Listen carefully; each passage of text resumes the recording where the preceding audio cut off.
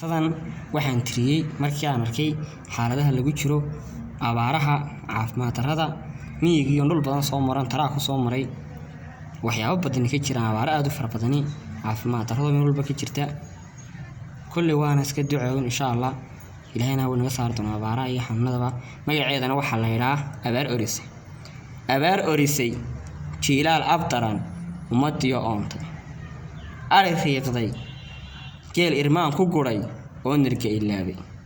dhul engegay dhir uu olol ku baxay eegankiyo guuray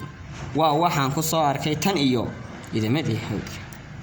abaaraha waxaan nagaga daran dunida naafaysa adduunyadan albaabada la xiray tan iyo iidi rabaan ilaa iidi rabaan ku xiray adduunyadan albaabada la xiray tan iyo iidi afka duub faraha aad u mayd hayna iman waar iga durug agtaydana ka carar kuma aaminay waa waxaan adduunkiyo ku arkay umada guudkeeda ha salaamin ehelka ha marin cidna ha soo eegin ha aroosan gaaf adag ha dhigan yaan lagu iman waa waxaan adduunkiyo ku arkay umada guudkeeda ma aamino hadduu aabaheen dibadda soo eego ha ag marin shakigu waa midda nagu abuurteen arxan darrada heer ka tagdee la isku iman waayay ayaan darrada waayahan jirtee leysarkiiba waayay Allah ayow islaamnimo ku celi aaminkii hore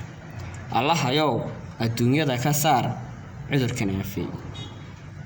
itaal male awoodiya afkiina haatan waa eber in Allah abaartan iyo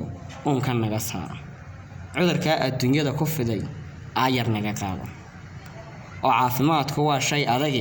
ee banagu deeqo aamiin dhaha islaamow Allahna wuu aqbalayaa aamiin dhaha islaamow Allahna wuu aqbalayaa